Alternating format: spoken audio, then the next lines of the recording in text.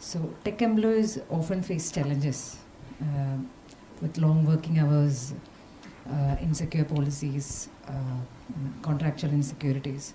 So should there be a better policy? Should there be stronger policy to secure them? I mean, that's the simplest question. Yes, they should. You couldn't give me a... Yeah, they should. Absolutely should. You let me off really easy there. Do you have any suggestions? No. I suggest to have stronger policies to support the employees.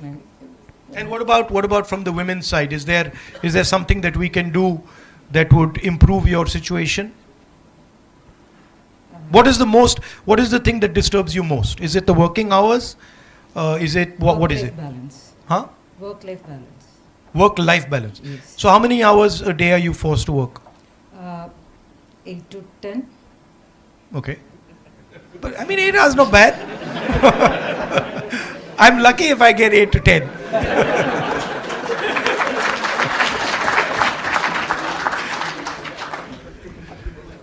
So there are a lot of employees working for long hours. Yeah. So work-life balance is one of the things. And what do you do in your non-work time? Like, how do you spend your non-work time? So Do you have like a hobby? Do you have children? How do you do that? yeah, I have a company of my own. I'll work in that, then I'll manage the family. And what does the company do? We are into contract staffing, business. Okay, software contract staffing. And what's the most difficult part of your job? I love all the part of my job. Okay. There's nothing difficult for me, but it is difficult to manage the family and job. That is where I find a challenge sometimes. Okay. Thank you, Reshma. Thank you.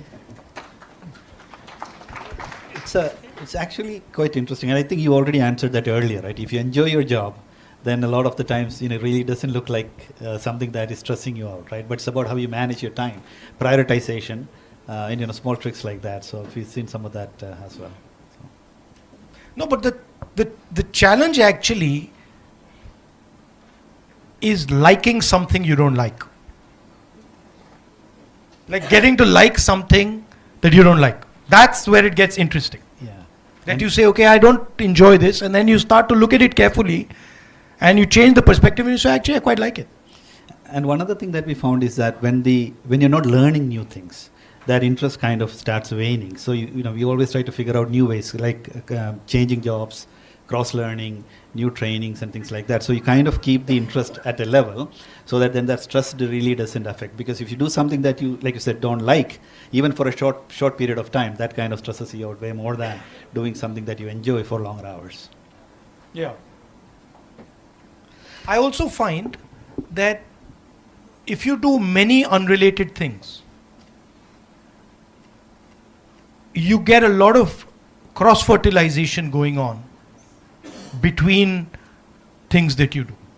So for example, if you study history and you do software design and you're interested in hiking and you're interested in multiple things, you suddenly find that actually that thing from this space is helping me in this space. Elasticity, right? So I like to keep it as wide as possible. Even, for example, if I read, people ask me, what book are you reading?